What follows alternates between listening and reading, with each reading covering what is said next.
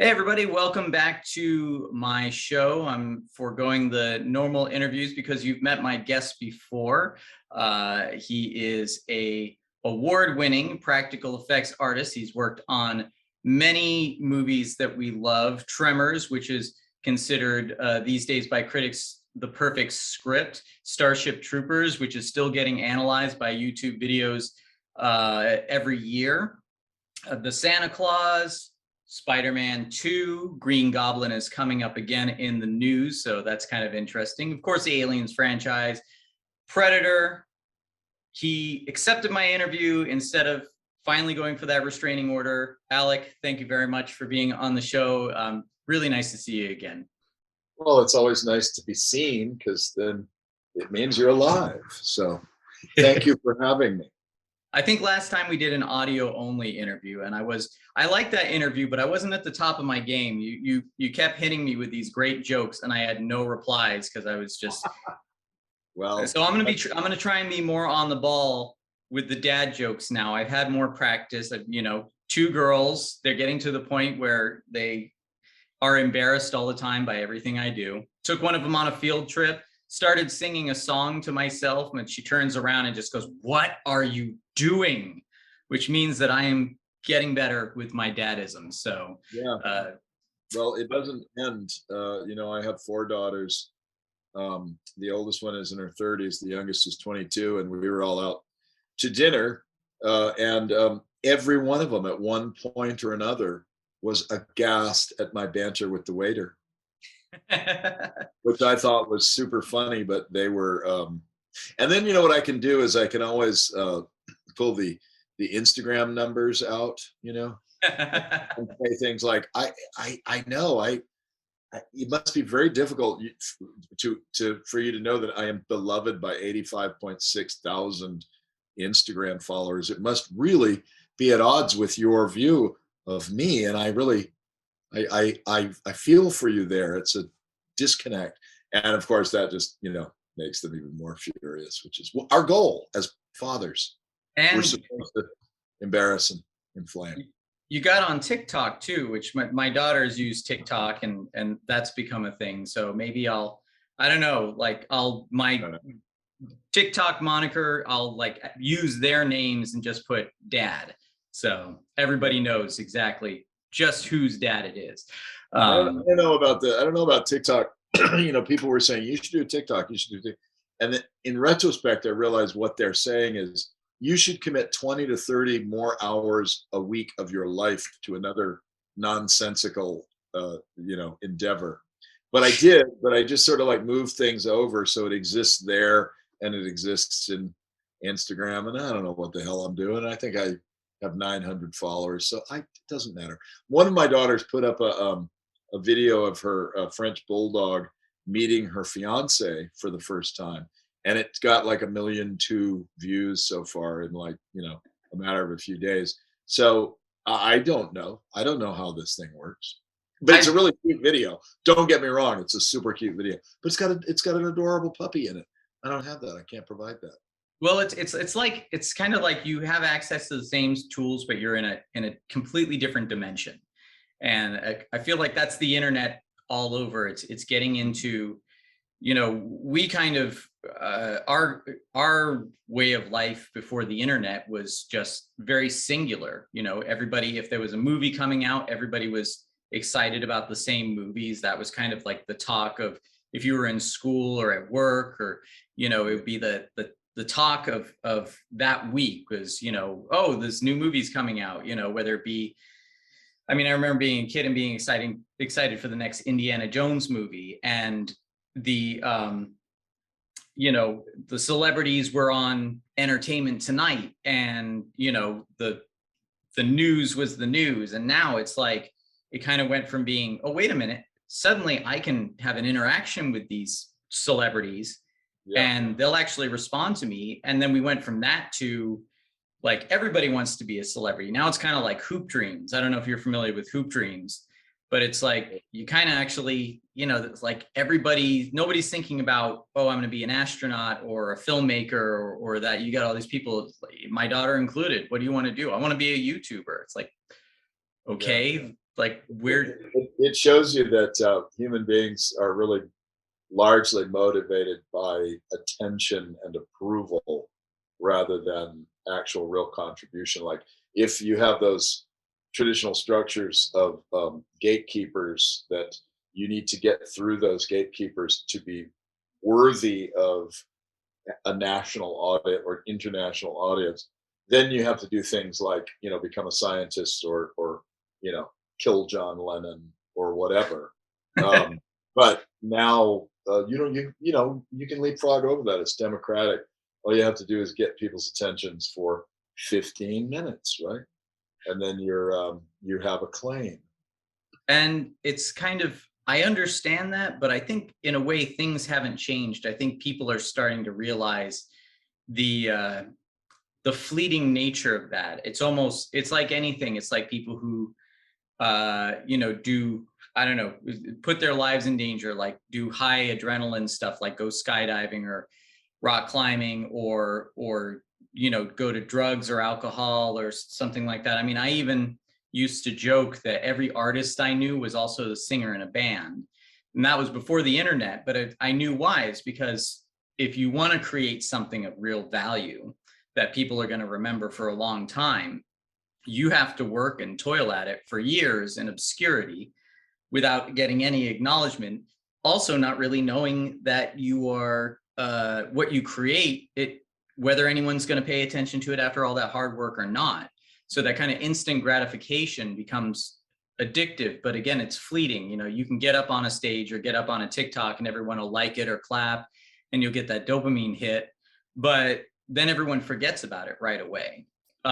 So I think this, one of the reasons that I do this YouTube channel and I interview people is because I do believe that creating things of value is still the way to go ultimately, because people may be scrolling and hit the like button and give you that dopamine hit, but ultimately they'll forget about it.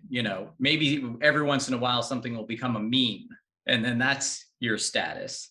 But even the best memes come from things that are, I mean, how many, you worked on Starship Troopers, how many Starship Troopers memes do you see, that people use every day? Or, the Alien franchise has 1 million of them. A lot of hard work went into those. So it's very interesting, seeing these kids do this, and I worry for them. I don't want to get too heavy all of a sudden in an interview, but this early on too. But I worry. It's like, yeah, if you keep seeking that, it's never going to be good enough, and you can waste a lot of time doing that. But anyway, maybe we're sounding like a couple of old guys. Let's talk about filmmaking. What do you think? We certainly do sound like old guys. Yeah, I don't know. I don't know. Are we wise or are we cranky? I don't know.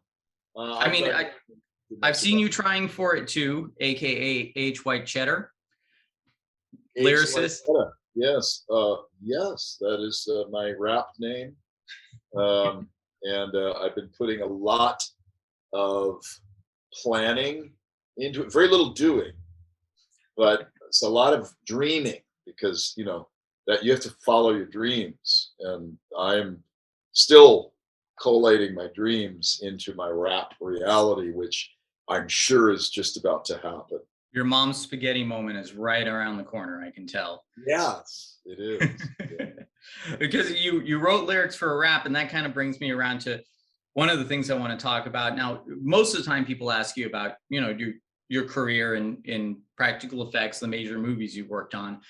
I'm kind of obnoxious in the way that I keep bugging you about your independent filmmaking, which I always want more of, and I know other people want more of. But you recently did a short film called Temporary Insanity with Cinema Makeup School.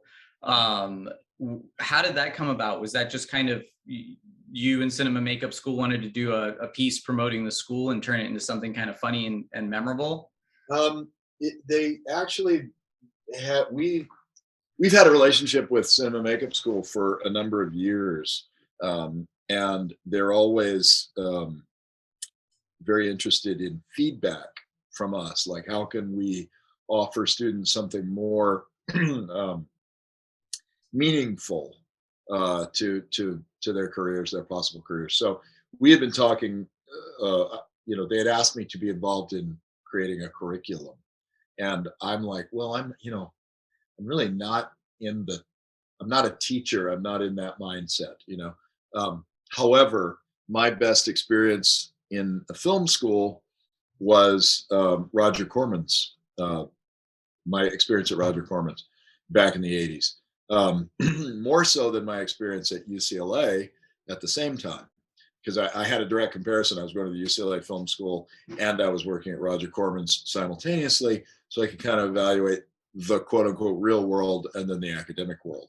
And I ended up sort of I dropped out. I completed my film school requirements for a degree, but they kind of blindsided me with a requirement that so they told me I had to take another French class, foreign language class, and I had fulfilled the requirements at the time, but the requirements changed or something. And I'm sitting there, sort of getting this this imperious counselor was giving me this lecture about how important it was that I get this degree and all that stuff. And I'm thinking, I am actually getting a paycheck down the street in Venice, California.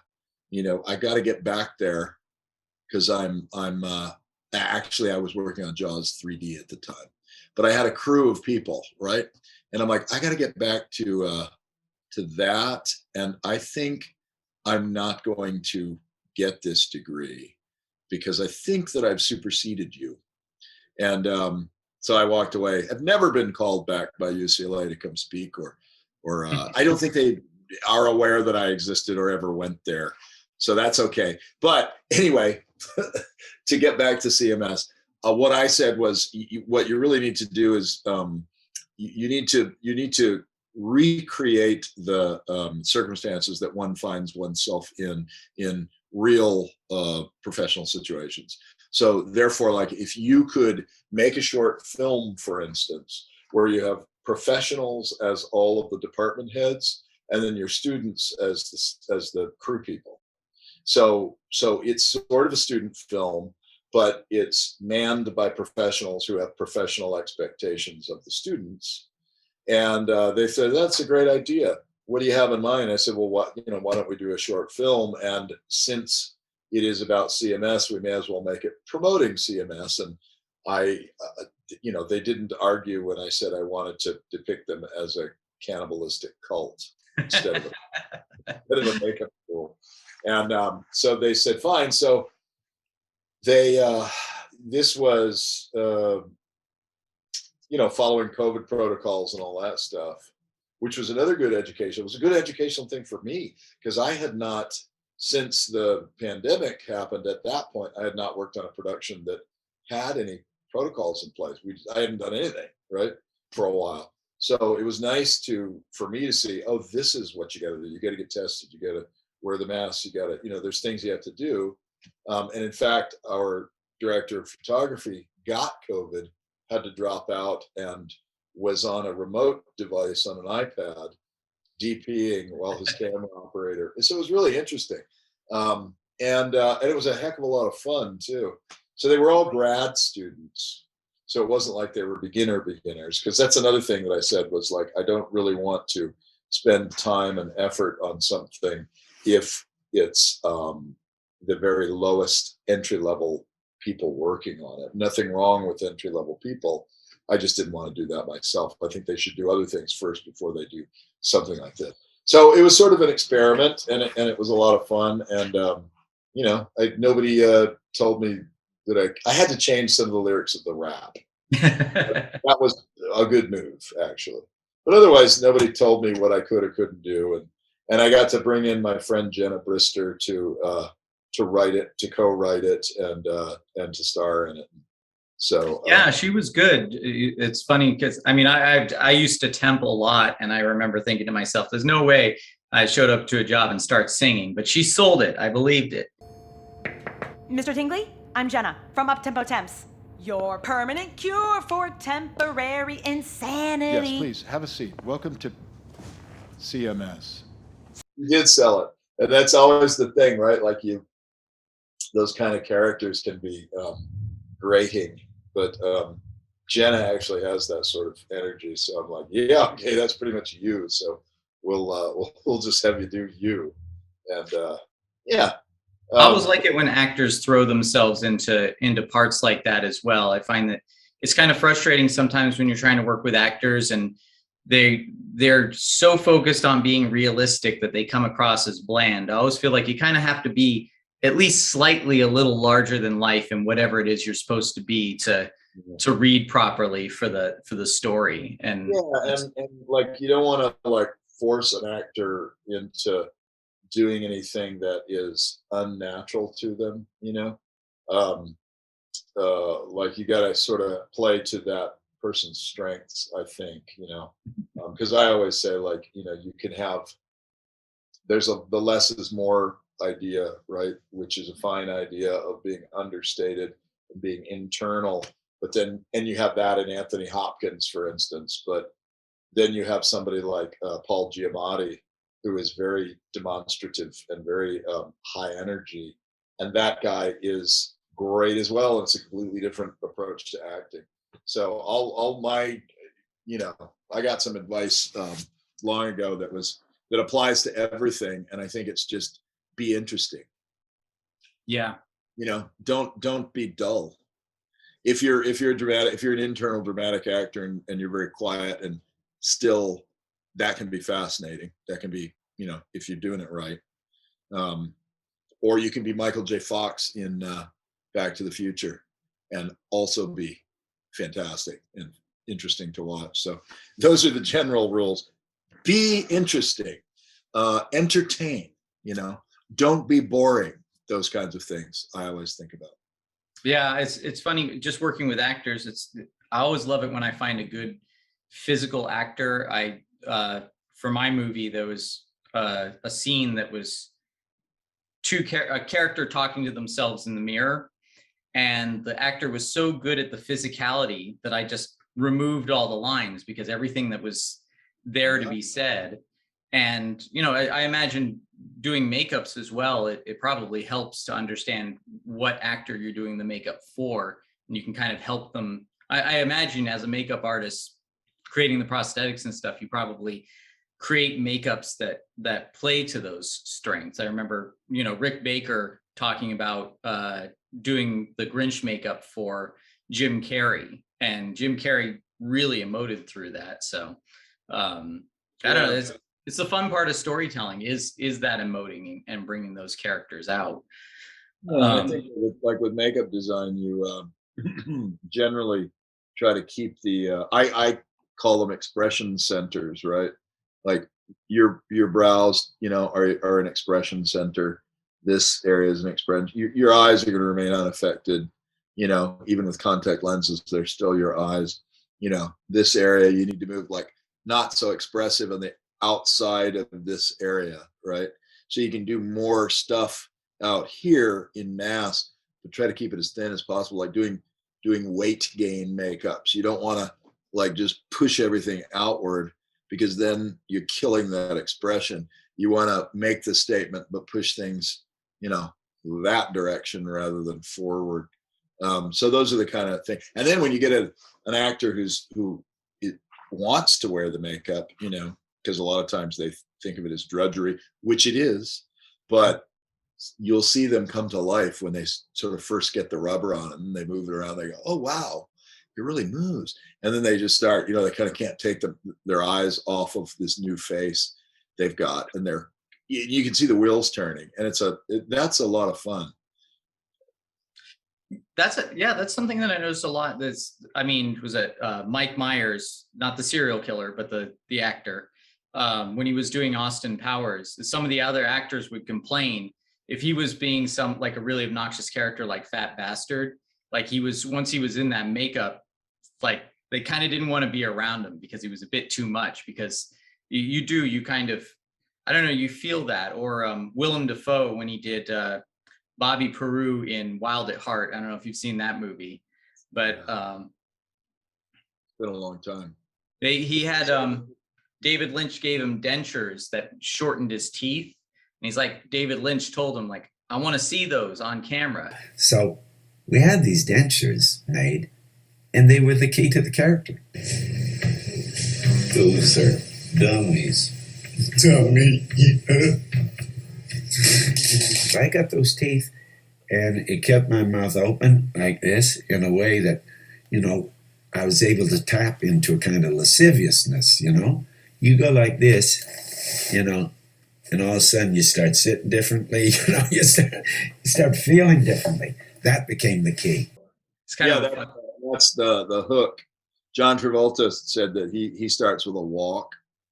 He'll figure out a walk for a character, and then things will just start piling on top of that. Lance Henriksen had me make him some teeth for Pumpkinhead, because he said he wanted the Ed Harley character to appear to be a little unsophisticated, a little like not a dumb guy. He just didn't want. So I just gave him they just pooched it out a little bit, and they're a little uneven. And when he would clip them in, he would sort of like, you could see him building the character. That's great that actors can come to you. And I know I wanted to bring up Lance Henriksen because I'm always looking for segues. But I always hear about him just doing different things to find that character, like with Aliens, with Bishop in the knife scene, he just bought a whole bunch of different knives to practice with. And he got sclera lenses to double his pupils. And with Pumpkinhead, I think he found some like old coins to pay the witch with. And it seems, I mean, it's always fun hearing about that stuff.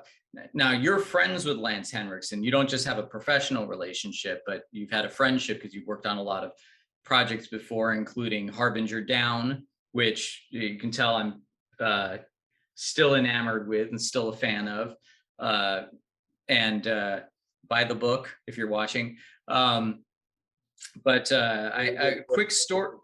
What's that? It's a very good book, Christopher. People always, every time I'll repost, when you post something about it, I'll repost. People are always like, wow, they love it. They love the book. I'm really glad to hear that. Yeah, it's happy. I wanted to create a book around that because the excitement I felt for that movie, kind of segueing into that a little bit, when the Kickstarter was going on, and just getting to be a part of it as someone who, when you're enthusiastic about this stuff, you're just dying to associate with other people that share the same enthusiasm. And when it's the people that actually do the work that you love so much, then it becomes really special. And I wanted to create a book that kind of reflected that specialness in the way that when I used to buy the Cinefex magazine or Fangoria or watch the behind the scenes, to kind of create that magic. So I hope that anybody that has that book, and a few people do, I don't think I've sold so many copies that it's a prolific book, but I hope they're experiencing that magic. And there's great behind the scenes photos, and there's a bunch more that I wish I could have fit in there. But with Lance, like I said, you said, he came on set, you guys created a special dressing room for him with like a sign that said his name, and he ripped it down and wrote something like, "This is for everybody." And I've got a great recent story about Lance. I can't go into too many details about it, but my main makeup person where I am, Jenna Green, who did work on the Quantum Terror, she was just on a set with Lance.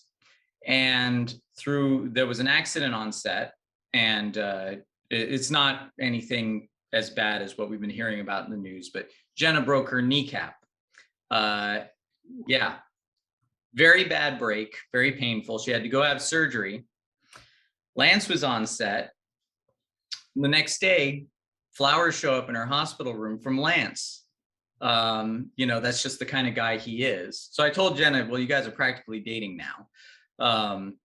But it came with a note saying, I guess whoever ordered the flowers on behalf of Lance, he gave him the money and said, make it something really special. She's very creative. But she said he was just a wonderful guy to work with. He had everybody going on set. I guess he started telling this very sad story about when his wife died, and everybody around was looking at him all sympathetic, and in the middle of the story, he just went, "No, I'm just kidding. I was making that up." So it must always be a pleasure to be able to work with people like that who are kind of, they're there for the creation of the art. As you know, I mean, I don't know if you have any stories, but I imagine those are the best kind of people to work with. I'm sure sometimes you get some prima donnas that almost seem like having to get in the makeup chair or deal with the below the line people is kind of an inconvenience. But I've been asked that from time to time. People sort of make an assumption that big stars are difficult to work with or what have you. And we all hear the stories.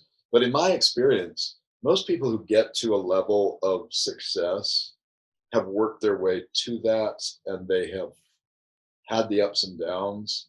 So they tend to value those experiences, And John Travolta said that on Michael. He said, like, oh, I've been up and down so many times that when I'm up, and he never thinks of it as a permanent thing, I'm just so grateful for it. I'm happy.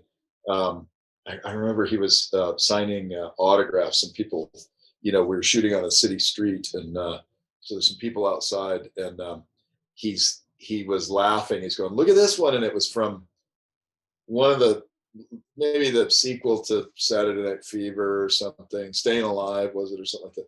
And he's sweaty and shirtless, and he says, can you believe I had abs once? And he's so he's a really good, he's one of those make hay while the sun shines, and keep things in perspective. And that's generally been my experience with big stars.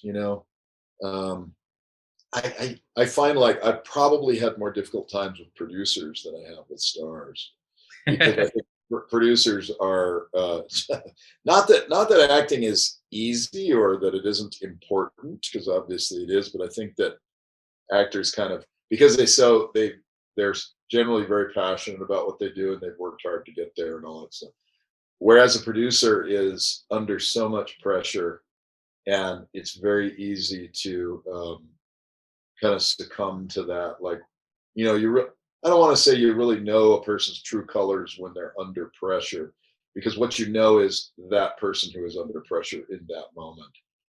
And I know I felt that way at times, where it just feels like things are coming crashing down around you, and you just try to take a deep breath and just remember that it's only a movie. And this is the great thing about what we do in art, is generally speaking, no one is going to die.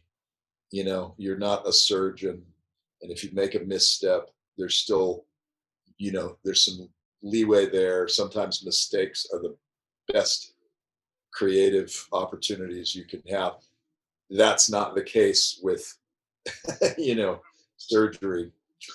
So I generally feel like, people who do what we do tend to be pretty grateful about it. But whatever. I hear tons of stories of rude stars and stuff, and I just haven't seen it much, honestly.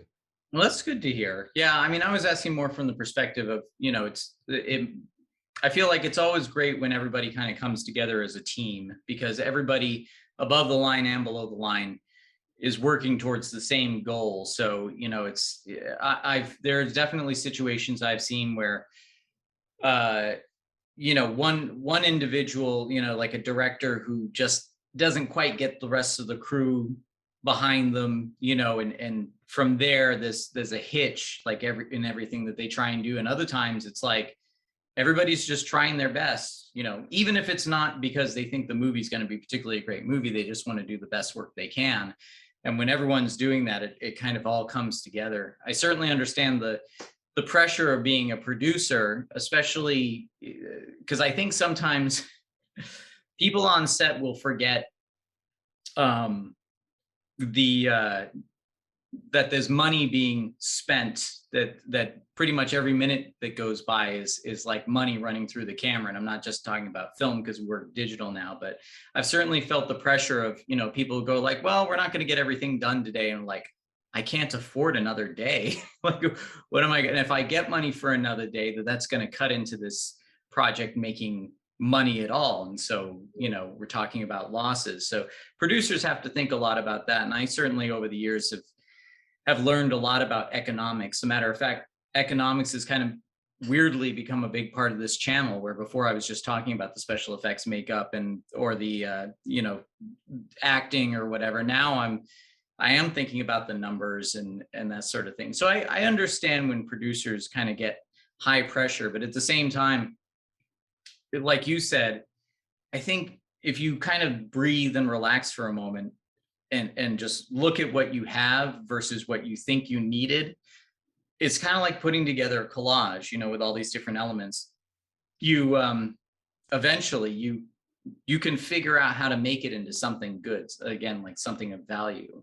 And I know now, I don't know how much you can talk about these things. Obviously, we talked about Harbinger Down and Temporary Insanity, but there was also Batfished, which you produced, or ADI produced. I don't know which level of that. And then, of course, Wellwood.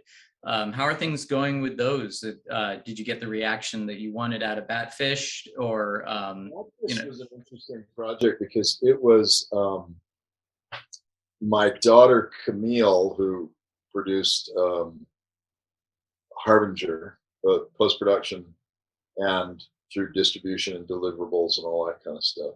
And then she and I co-produced along with Reed Collins, who wrote Wellwood. Batfished was not from our central group. It was a filmmaker who had a fun script that he brought this to Camille and Reed.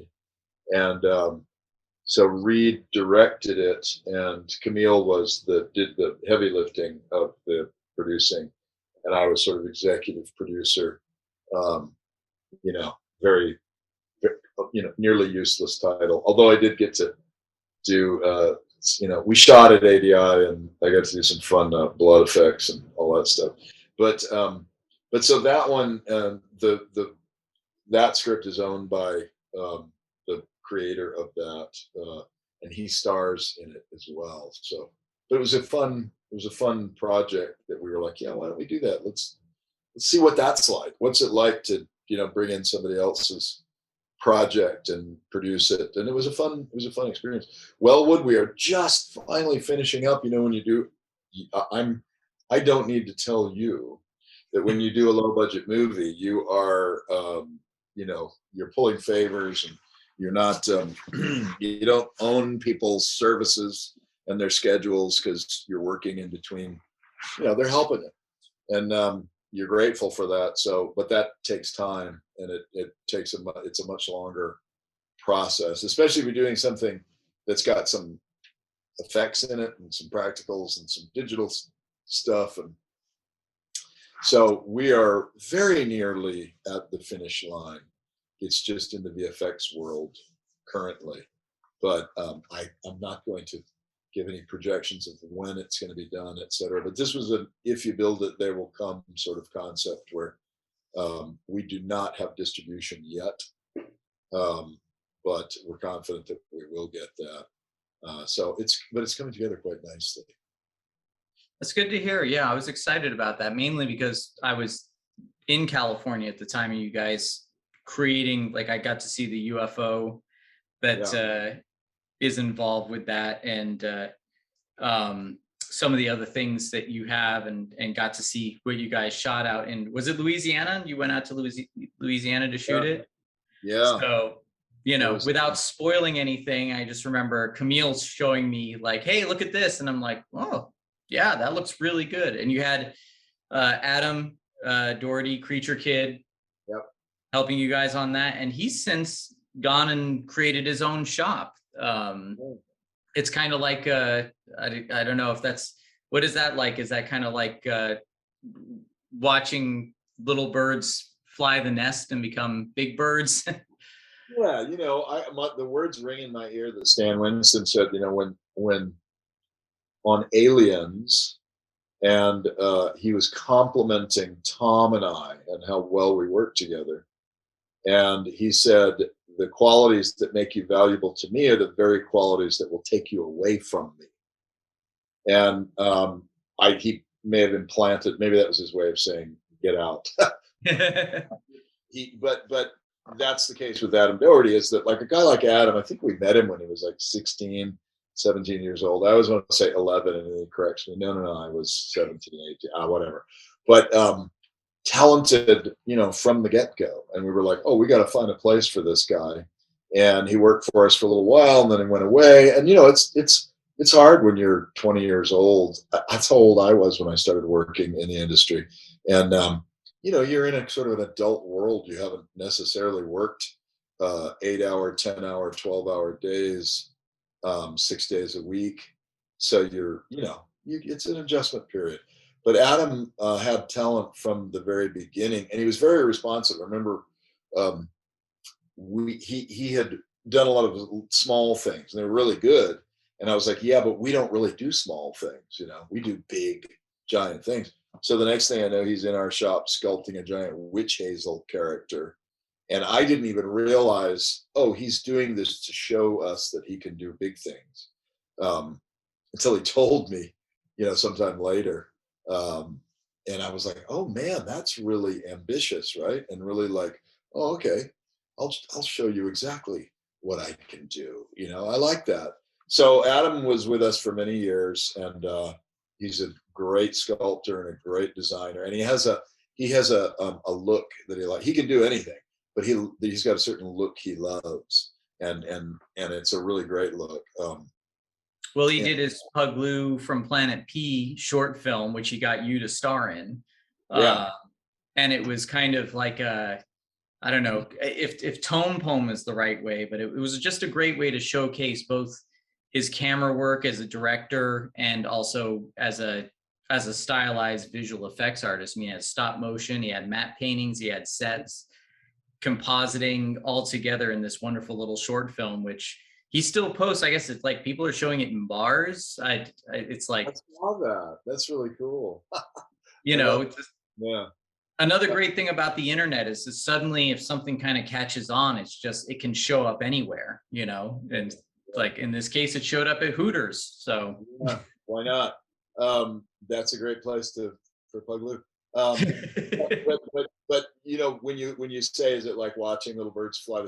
I never have a sense of I was going to say ownership. I don't necessarily have that parental sense about people, because when people come, they are putting so much work into their own self-development that Adam built himself.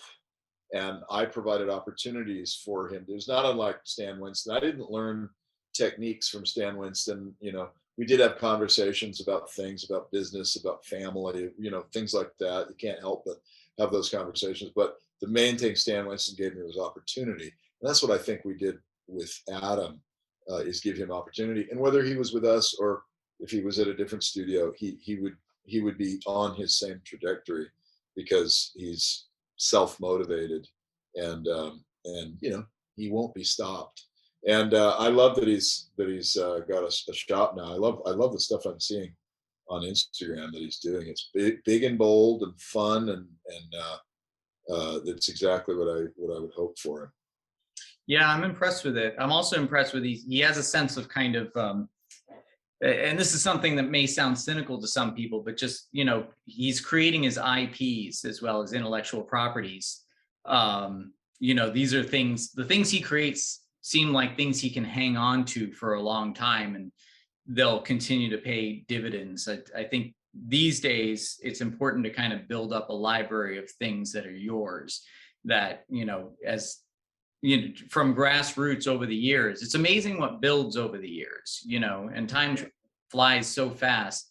Sometimes you think, oh, like no one's ever going to care about this. And then suddenly, before you know it, 10 years have gone by and there's a bunch of people that know about it, even though it might not have. I mean, some of the great classics now, they all seem to be things that were either flops or maybe did moderately well. Like, I mean, again, going back to Tremors, people love that movie. I mean, people still want to see, even people who aren't into horror movies or creature movies. My wife, who really isn't interested in most of the stuff I'm interested in, she loves that movie. or Nightmare Before Christmas, or this one I'm forgetting. I don't know, but it's interesting seeing people create things and they don't take off. They just kind of slowly accumulate over time. Yeah, and we're also geared towards that big home run. That if anything short of that, sometimes as artists, we feel defeated, or we feel like we have not done what we set out to do. But you're right, like first of all, just getting anything done, an accomplishment, whether it's a nice big sculpture or a finished film or a short film, whatever it is, just getting it done is a huge deal, because there's so much talk, right? People love to talk. So yes, building things. I mean, were it not for the internet, I don't think we were kind of surprised, that people still cared about practical effects around the time of The Thing 2011, when we released that video of what we had done. Because we were sort of thinking, oh, maybe we should just hang it up. All our stuff got replaced. This seems to be the trend. If there was no feedback from fans, we might have just hung it up at that point. But we were like, oh, there's a whole audience of people who still appreciate practical effects. Maybe we ought to see if we, maybe there's, I don't know. And then sure enough, like most directors are in that bunch, and they're in that category because they grew up with it. They appreciate it. They like the reality and the tactile quality of it. But we wouldn't have known that had it not been for the internet, So really, you guys were seriously considering maybe just calling it quits at that point in time? We were saying, Rick Baker has had his work replaced by digital, as has Stan.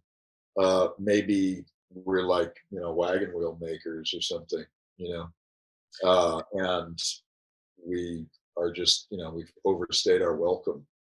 I'm glad we didn't, but that you can't help but think those thoughts. So thank God there were people there enthusiastic people who talked us down off that ledge with their likes when we posted the video. That's so funny, because it's even when I first met you, I mean, I was going into conventions and stuff, and I was working on some little projects and would talk to people about them. And I kind of thought of practical effects at that time as, I love doing these, it's so much fun. And they also work within my budget, whether it be putting a puppet in a fish tank to, let the buoyancy of the water give it some extra life or something like that. I kind of considered them, well, like I can't afford a team of CGI artists to create what I want. And, and I enjoy doing this. And then I tell people that at convention, they're like, oh, I'm so glad you're doing it that way. I'm so sick of CGI, even back then.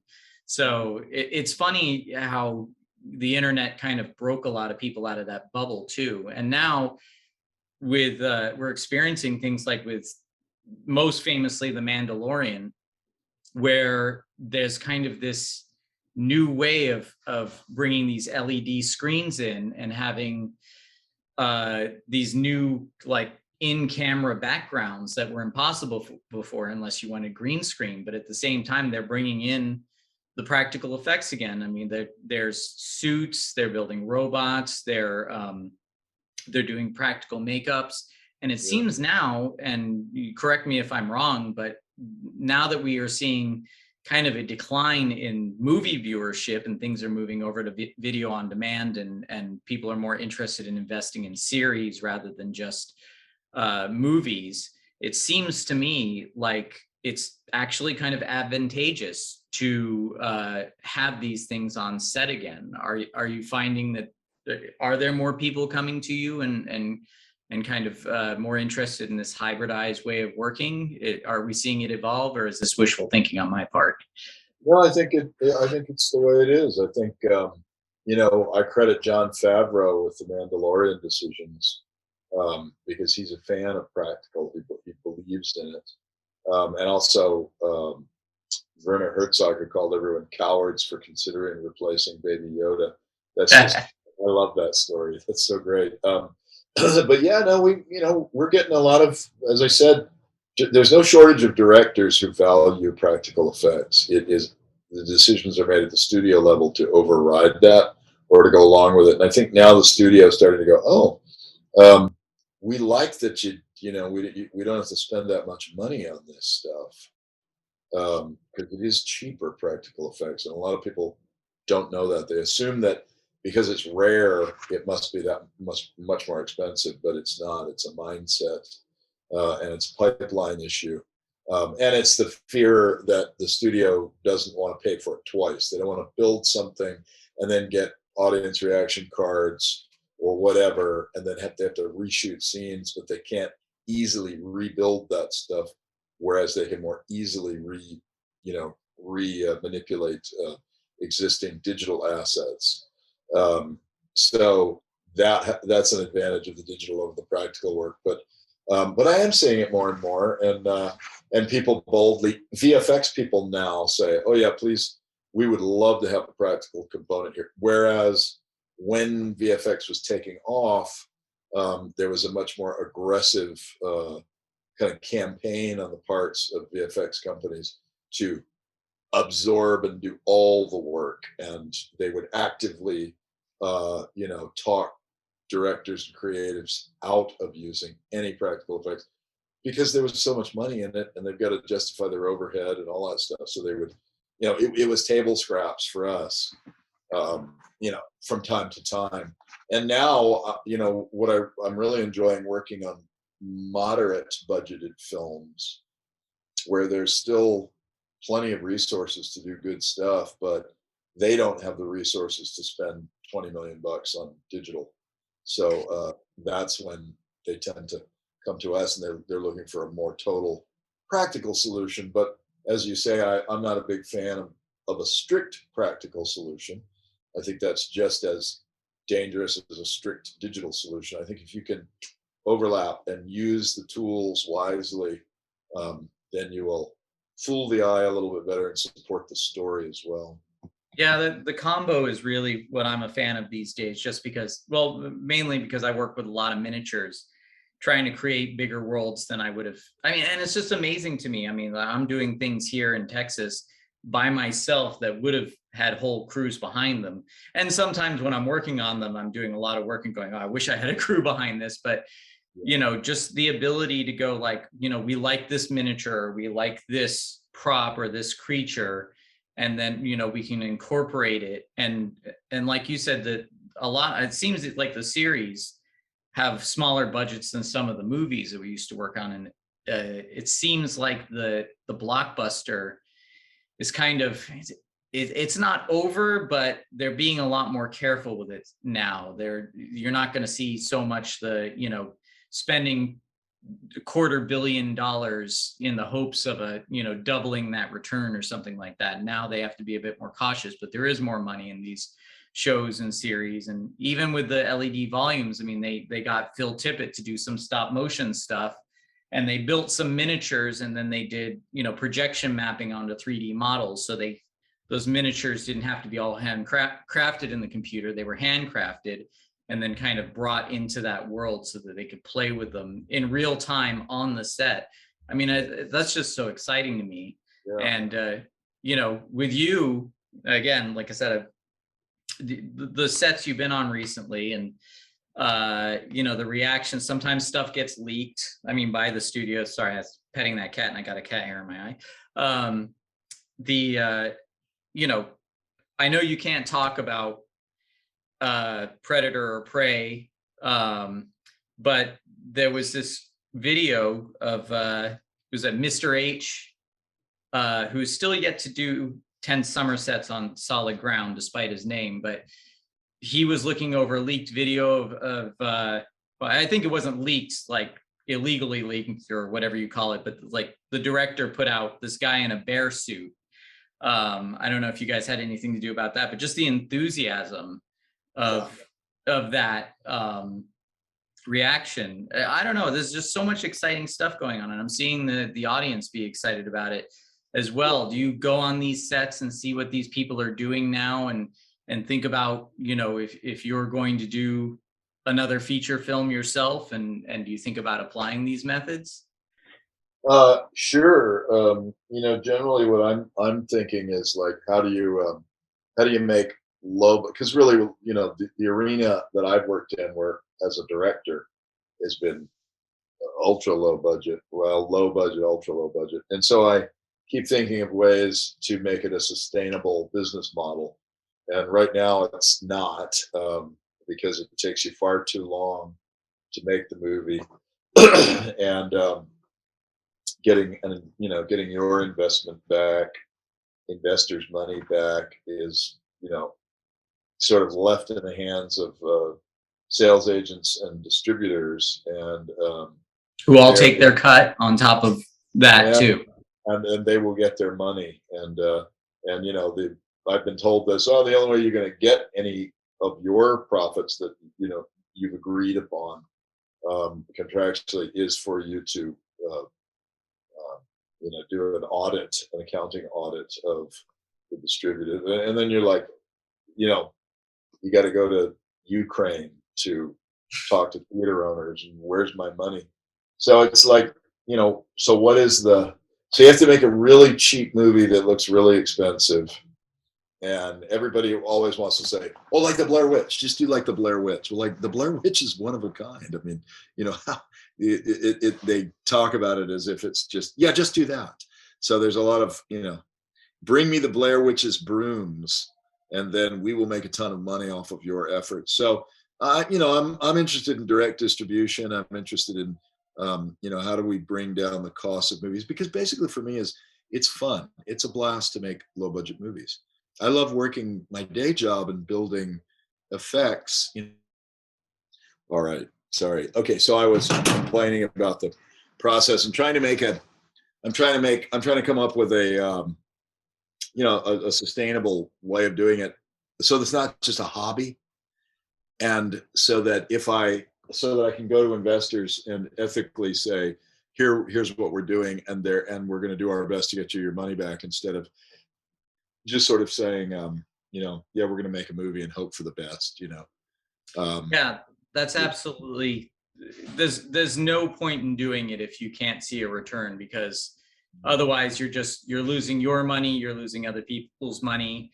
And like we've both experienced as well. I mean, making my movie was a trial by fire, but it was also, everything that delayed it was a learning experience of what exactly caused that delay. And because, you can make a movie like I did. I think ultimately my movie is still running under $30,000 to make.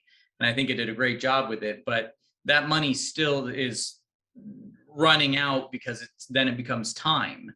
And, I'm sure you're experiencing this with Wellwood as well. And from what I've seen, I know it's going to be great, and I think it's going to be successful. But calling back to Roger Corman, I mean, he was cranking out 2-3 films a year. And a lot of them were, they're still fun. Like you said, don't be boring. They were always entertaining. So, sometimes I think the key thing to keep in mind is just, will they be entertaining? And sometimes if the quality lags here or there, as long as they're entertaining and people are engaged with them, then you can make a profit on them. I do have a financial plan on how to make money, but I don't want to say it in the video, because I don't want anybody to copy me before I have a chance to do it. That's right. And then once it works, you can patent it and sell it to the rest of us. Yeah, well, it's more about just being ahead of the curve. I mean, anyone can copy the idea, and I don't mind that, but it's one of those things. You see one person, like you said, with Blair Witch, they do something, it works, it's successful, then everybody's copying it. But of course, it's never going to work quite as well, because now everyone's dogpiled onto that. So, I understand where you're coming from. Let me check my notes. Was there anything else? Let's see. We did fandom. You covered fandom pretty well. I'm getting more forgetful these days. But mainly, like I said, I can't go for the big scoops because I don't want to be that guy. Yeah, I'm excited for independent filmmaking. I think there's a lot going on. You know, the fact that so many of these effects can be learned, taught by other people. Oh, I know what I was going to say.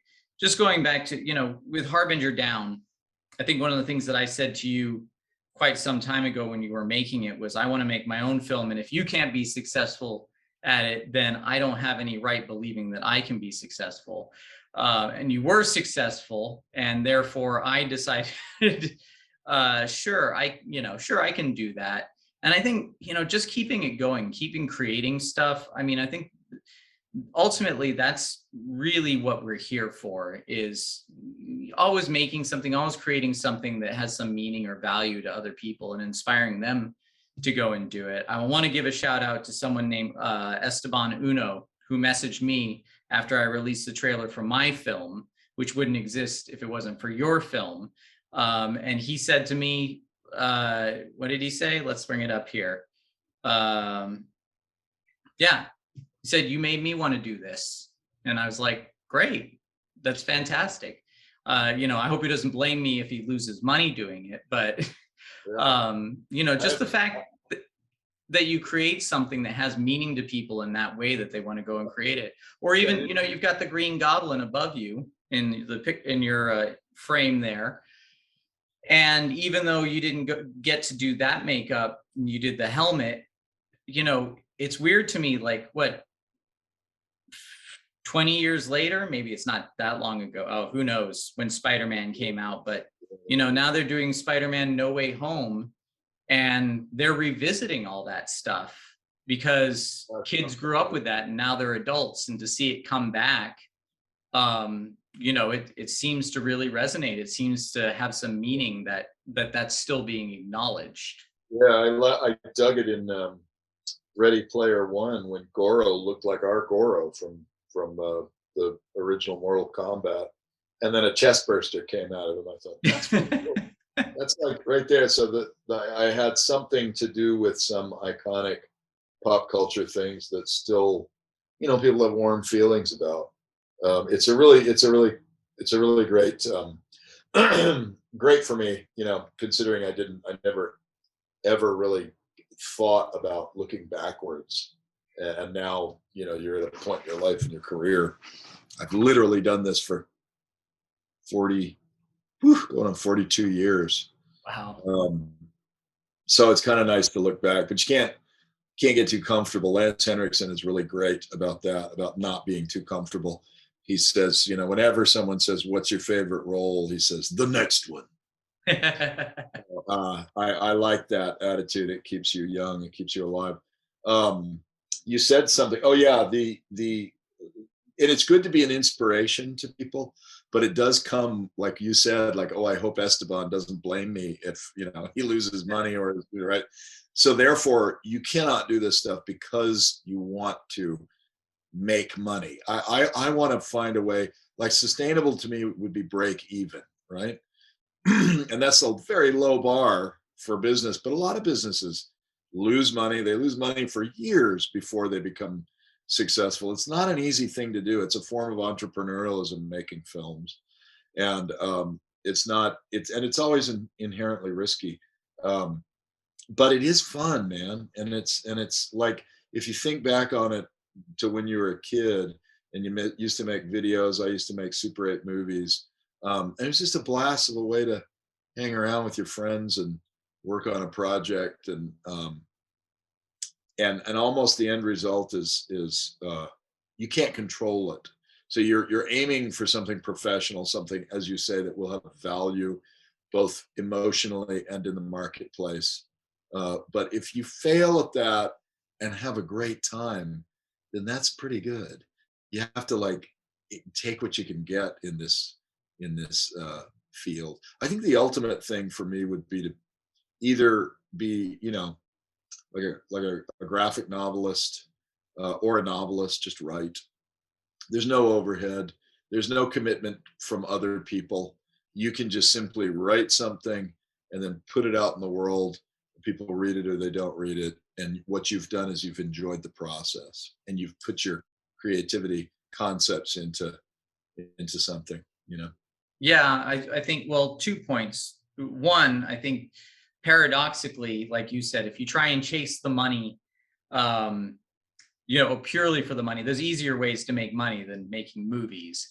And I think if you just are making movies to make money and you don't have any emotional investment in it, that's going to be sensed by the audience and they're not going to want to buy it. As far as writing a novel, I'm trying my hand at that right now. It's not very easy. If you've always written scripts or done, suddenly translating what you visualize purely into the written word for people to enjoy as a read. That's, man, I've spent hours on single paragraphs. It's not a fast process, but it's a great challenge. And have you tried it yourself yet? Have you gone for it yourself? The closest I came is, I have written 3 books, 2 nonfiction, 1 fiction. So Worlds, my book, it is not novel length if you take the images out, but it does have short stories in it. I got this for the audience sake. Yeah. So yeah. Worlds. Yeah. So what I like about narrative writing that is not script writing is that you have to paint those pictures with your words that and you get to luxuriate in it a little bit more than you do when you write a script, because you write a script, it's its own medium and its own format, and it does not, it's not the same. But I do enjoy it. But you're right, it's something that I think if I sit down to write a novel, what I'm going to do is spend about a year reading, and I'm just going to steep myself in that. And that's kind of what I did before World. I was reading a lot more than I am now. And with Worlds, I think we've talked about this before, but what I love about this is, you get to create your creatures, your effects, but you're also kind of free to, sorry, a lot of dust floating around all of a sudden. You're also free to you're not hindered by motion being a factor. You can kind of set up these dioramas, creating this. Well, I'll flash some images up on the screen in the edit. I won't go flipping That's through. all right. I don't like looking at any of them now anyway. Really? You're No, I don't. I feel like I don't know. You know how you change your mind, your brain changes as you go, and I don't know. I kind of feel that way about some of the films we've worked on too. I look back and go, oh, that's charming, but I'd do it differently now, or we would approach it differently. Goro is a prime example of that. We would never have an opportunity to do it that way again with Tom in the lower half and a mechanical upper half. You just wouldn't approach it that way. Yeah. Well, the technology changes and you grow too. I mean, even I've grown a lot. Like I said, I got to work for you. That was an experience that after that was over, I spent a lot of time reflecting on that. Not in any way that was like regret or I don't know, how do I say this? It was just, there was so much that happened in that short amount of time. After it was done, I was like, okay, what have I learned from this experience? What did I see at the shop? What did I learn from that? What did that kind of obliterate in terms of preconceived ideas that I had? What did I learn about myself? How could I have done a better job? What did I miss? What would I have done different? All that sort of thing. And it really is the thing. Actually, this is the weird thing. Like I said, kind of listening to your interviews around Harbinger Down, especially with Comic Book Girl 19. Now I have a passion for, I'm not saying I'm good at it, but I have a passion for finance and economics. And because I saw so much of that be a factor in everything that you guys did at the studio. And I really feel like having a genuine love of that and having a genuine love of filmmaking, if I can put those things together, then maybe I can turn it into something that makes money, and maybe that'll turn me into a more ruthless producer or whatever. But it's just it's interesting, like you said, looking back on stuff and going, what not so much how would I do it different, but now that I know that, how will I approach the next thing? Yeah, yeah.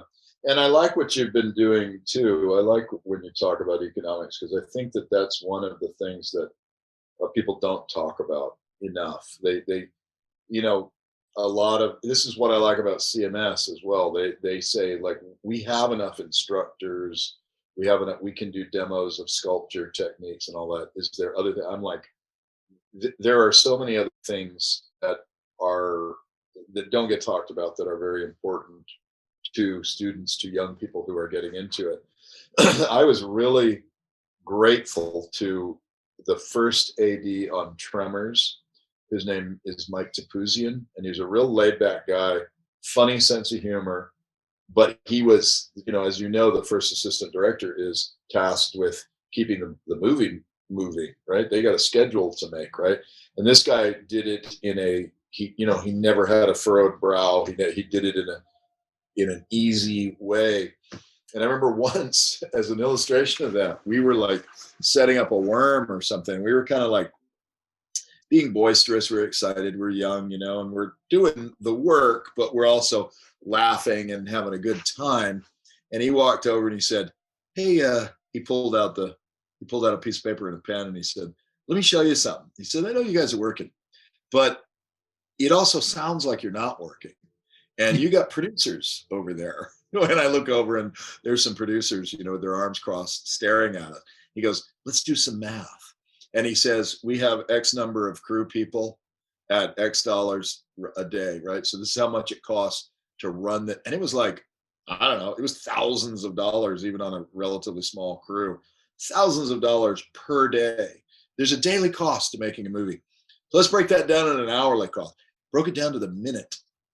And he's like, if you guys appear to be wasting minutes, you could be like, here it is. That could be, let's say you guys keep them waiting for 15 minutes. That is $6,000 or something like that, right? And I remember just going, oh, this is the grown-up world. And this is a reality.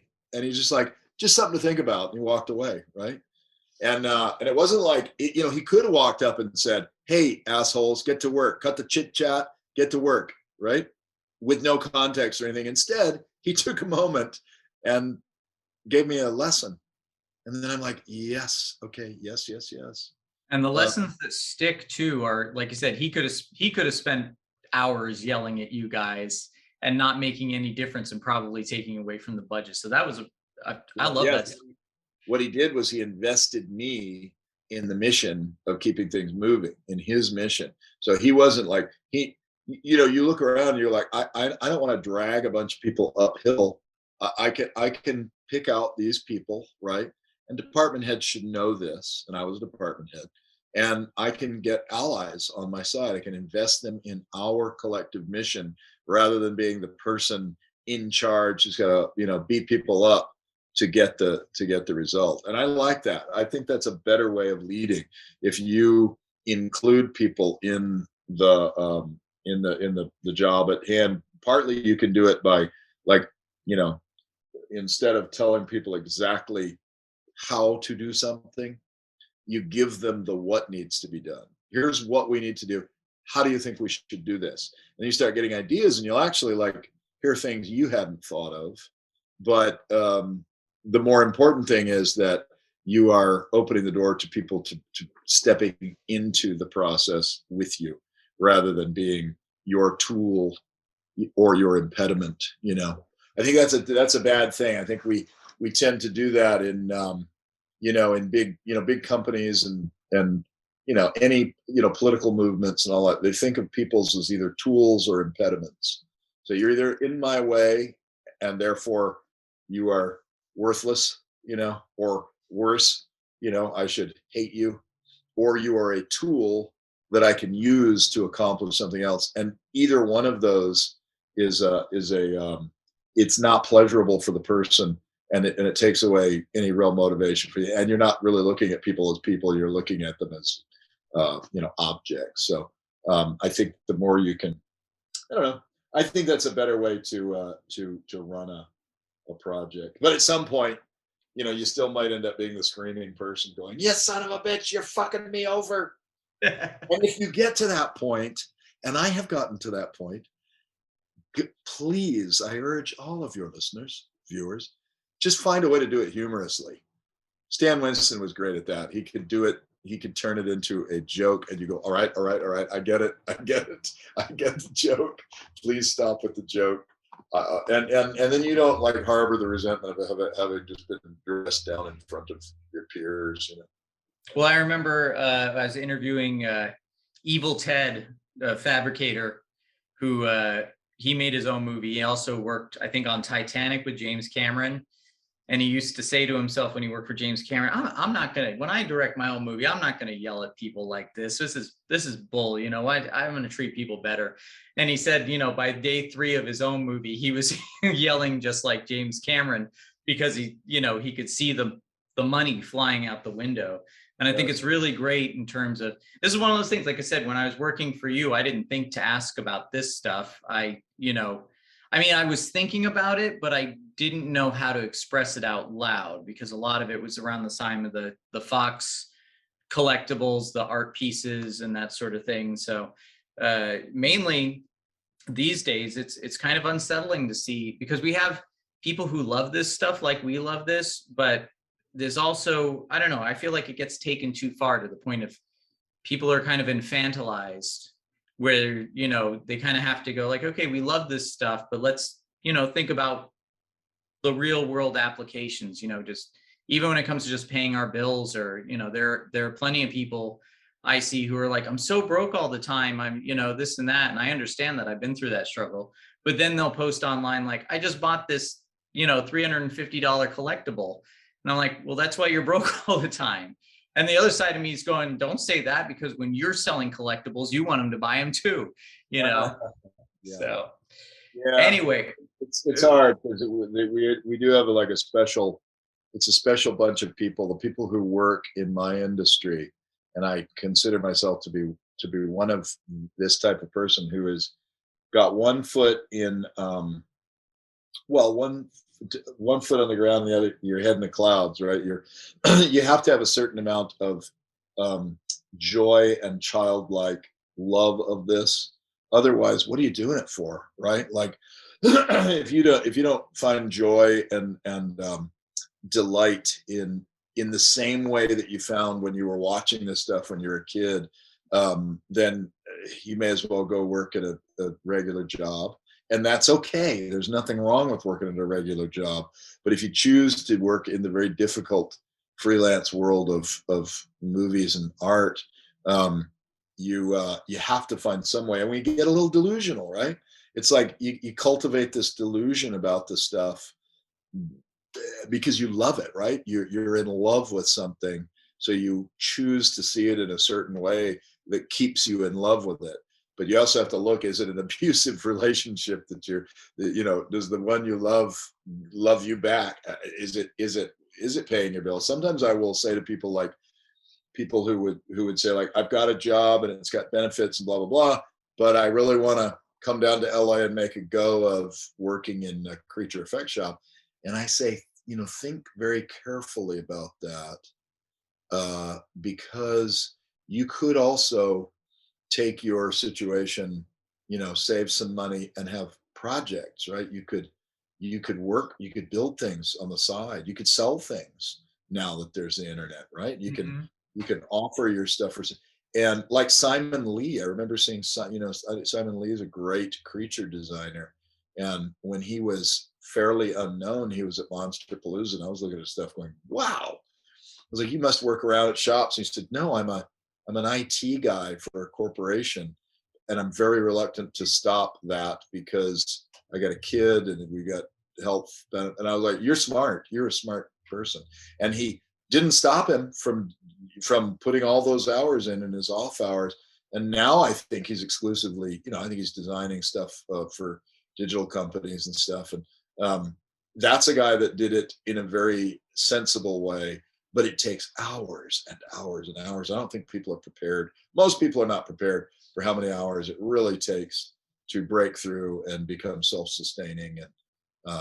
It's not easy. It's not easy. And it's not, and if you choose not to go into the freelance world, there's no shame in that. You're not a wussy or anything. You might be smart, But it comes down to, a lot of people who do this, and there's a phrase that I use. It's not my phrase, but it's the everybody wants to go to heaven, nobody wants to die.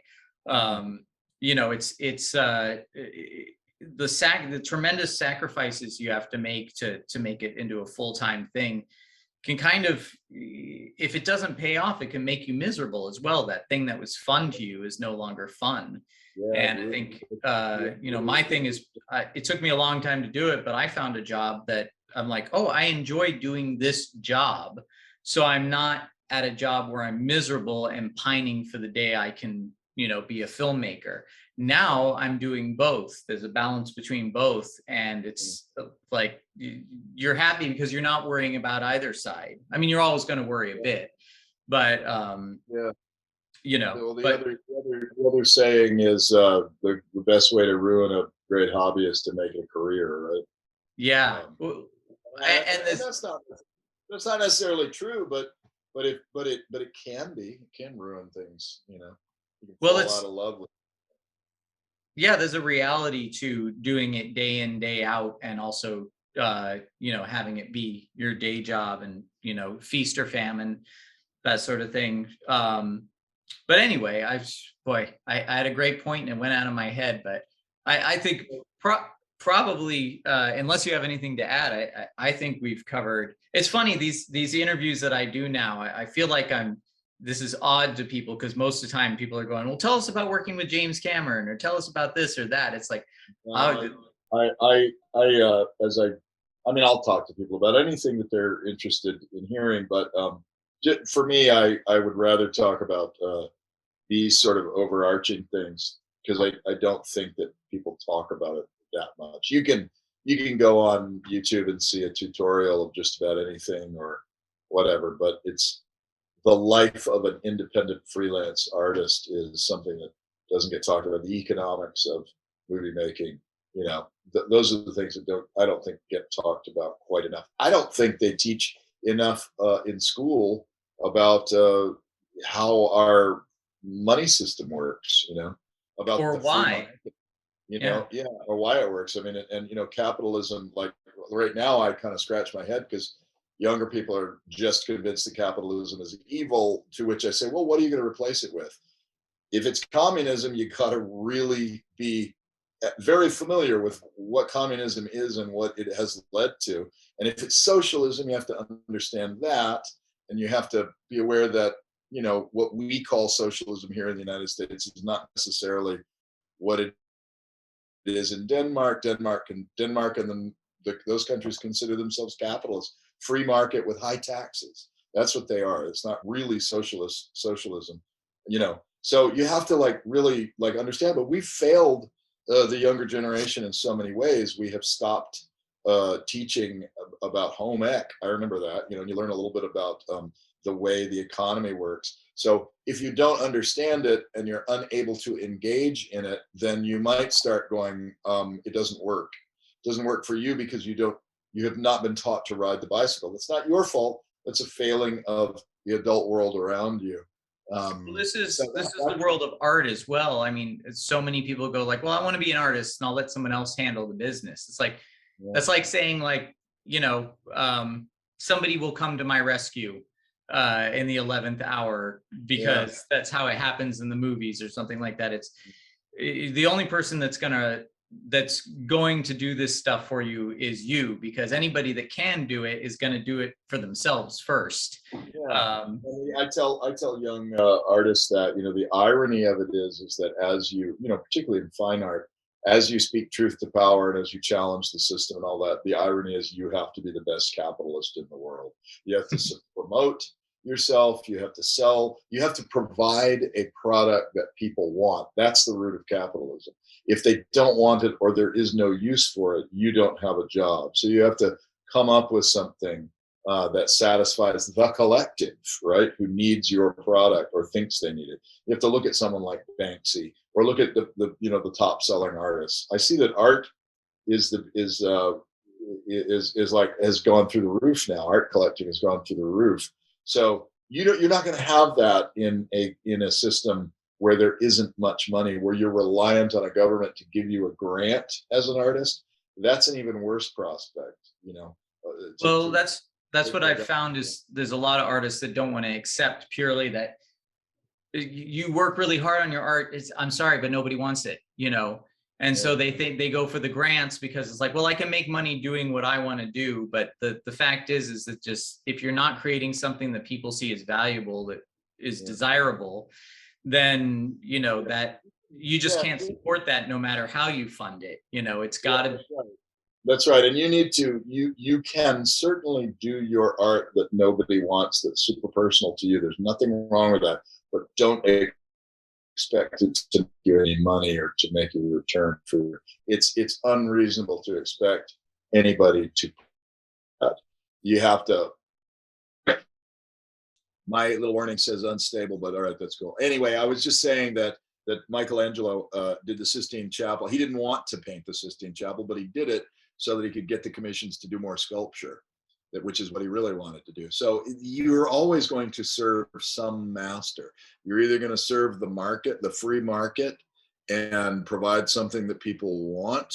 And that's what you're chasing.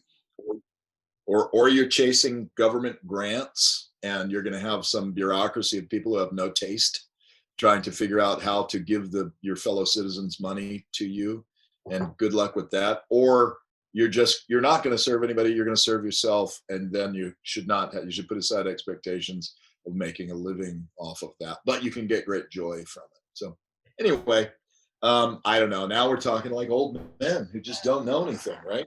Well, I think it's a great place to wrap up. And these are valuable things to talk about. I'm very grateful to be able to have these conversations. It sounds like you might have watched my interview with Sean Malone for talking about the economics of the IATSE incident, but maybe you did, maybe you didn't. But we were having a similar conversation. I watched another one where I enjoy those conversations. I'll go watch that because I'm interested in that stuff. We had a great. I actually used a quick video clip of you in it because it was something you said that really resonated with me a long time ago and set me on this path. So, you know, I mean, you're a good guy to look to as a role model, not a hero, but a role model. I always like to make that distinction. Who wants to be a hero? That's little kid stuff. Role model is a much stronger thing. So it is more realistic. And I don't throw the word hero around lightly. I let other people. No, can you imagine anyone thinking? Yeah, when you look at what real heroes out there, yes, I am a role model. Thank you. I take that with honor. Well, thank you very much, Alec. I always appreciate you allowing me to continue to bug you with these interview questions. It is very valuable, and you don't charge me any money for it. So that's great. Maybe you should start charging. All right. Thank you very much. And thank you. So much. What? Okay. I'm here. We're wrapping up the broken interview. Thanks, everybody. Hey, everybody. I want to thank you for checking out my interview with Alec Gillis. As you might have noticed, we had a little bit of trouble with reception near the end. That's why there's some breaks in the interview, but you get the idea. Funnily enough, soon after we stopped, the reception cleared up and we ended up talking for another 40 minutes and had some really great conversations that continued on with some of the themes that we were talking about. Unfortunately, some of those things involve just more private information regarding, company dealings and that sort of thing, which I actually could not publicize on YouTube. But however, it was really nice talking to Alec. Can't emphasize enough, and you've probably heard before if you're familiar with studioADI, just what a nice, intelligent, and giving person Alec is with his insights and his continued enthusiasm for these kinds of movies and practical effects. It's really quite great to know that someone can have a career spanning over 40 years and still not feel jaded or tired of this subject matter. So that was really wonderful. Anyway, if you enjoyed this video, I would really like to hear from you in the comments. And of course, I'm always looking for likes and subscribe and to share the video. But are these topics, are these kind of different ways of looking at the subject matter of filmmaking and effects and that sort of thing, looking at it from a business perspective, are these things that interest you? Are there questions you have, things that you want to know more about? I certainly feel like this is valuable information, and you may have noticed from my most recent videos that I'm kind of keeping on about this, because if you want to be a successful artist, that includes cultivating an audience, cultivating an income from it. And that's not just, again, like I've said in the interview, there are more ways to make money than the film industry, and easier ways to make money than the film industry. Obviously, we're doing this because we love it, but there is a certain economic aspect to it that if you want to continue to finance your passion, these are things you have to think about. I certainly think, again, that story that Alec told about Tremors and the piece of paper and the first AD, that's a wonderful story. And I kind of want to, I hope I get to talk to him more about that, quite honestly, because these are things that we have to think about, and they help us stay creative, because if we are adept at these things, then we don't have to worry about them as much, and we're able to create more freely because there is an income coming in from those things. Anyway, I've rambled on long enough, but I, again, really appreciate you continuing to subscribe to this channel and watch these interviews and talks and tutorials. Again, let me know what you want more of. I certainly do have more about the actual creative side coming up in the new year. Some videos I recorded over a year ago, I haven't gotten back to editing, but they are coming. Stuff about green screens, stuff about practical effects. We're going to be talking about cameras. I want to have Daniel Fox of Chat Noir Productions back on the show. I interviewed him a few years ago. I want to talk to him a bit more about what is a cinema camera, versus, like 35 millimeter versus Super 35, Micro Four Thirds, 16 millimeter. There are a lot of myths about the full sensor, crop sensor that keep coming up. He's got a lot of good information, kind of dispelling some of the bad information that is not helping new filmmakers to make good purchasing decisions or good artistic decisions, stuff like that. Again, all information that is accessible and useful to anyone that wants to make films or content or create anything that's going to be in a frame. So anyway, thanks for watching, and I will be back with more. Take care, everyone.